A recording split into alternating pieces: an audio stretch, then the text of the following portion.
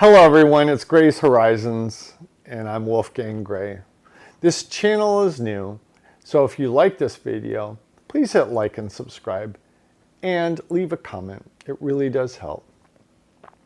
You remember the Cracker Barrel sign, a man leaning on a barrel, a whole story in a single frame. Now scroll your apps. Brand after brand has sanded the character off their faces until they're just text. That wasn't a redesign, it was a purge. A quiet war on soul waged through branding. For 30 years, everything's been flattened. Logos, neighborhoods, retail stores, even people. Minimalism wasn't a trend, it was a retreat. A visual surrender to efficiency.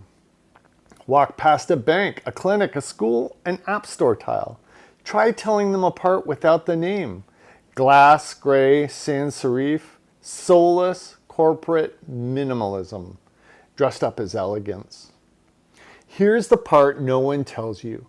Modern design wasn't about taste. It was about throughput. Architects weren't designing homes. They were maximizing units per acre. Brand teams weren't preserving heritage. They were trimming edges for cross-platform clarity. Every flourish was weighted like cargo. Beauty takes effort. Effort doesn't scale. So it was sacrificed. You can feel the moment it happened if you squint. Wood grain swapped for vinyl. Warm bulbs for cold LED. Hand-painted marks replaced by safe, compliant geometry. A world edited for speed, then justified as clean. But go back 100 years and look at what was ordinary. Train stations with arches that felt like invitations. Banks with carvings that warned you, money is serious. Street lamps with flourishes, not because they had to, but because someone thought you deserved it. Why did they even bother? Because before everything was optimized, beauty was a form of respect. You built it like it mattered, because it did.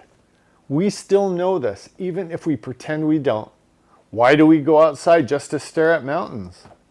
Why do we fly across oceans to walk old cities we don't live in and can't afford? Because beauty nourishes. It tells us we are part of something that intends to be good. And we've been starving. Here's the irony.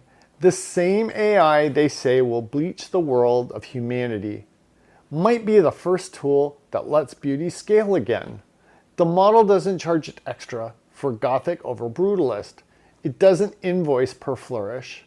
Stable diffusion can spin a dozen stained glass patterns before your coffee cools. Midjourney can mock up 100 ornate facades before lunch. Complexity is cheap now. And when complexity stops being expensive, taste can come back into the room. A small studio can audition 50 versions of a sign that actually looks like it belongs to this town. A homeowner can see what a carved lintel would do to a blank door and choose it. A city can test archways and cornices without paying 6 consulting firms to say no. Will every glass box turn into a cathedral? No. Materials still cost. Craft still matters. For now, AI redraws the map. Soon, robotics will catch up to the AI, and yes, AI-enabled robots will lay stone. But the gate that kept beauty out of the conversation, the iteration tax, just got torn off its hinges.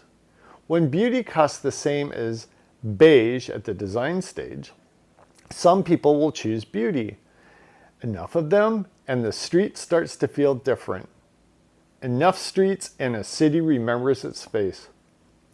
The algorithm won't save your soul, but it might just remind you that you had one.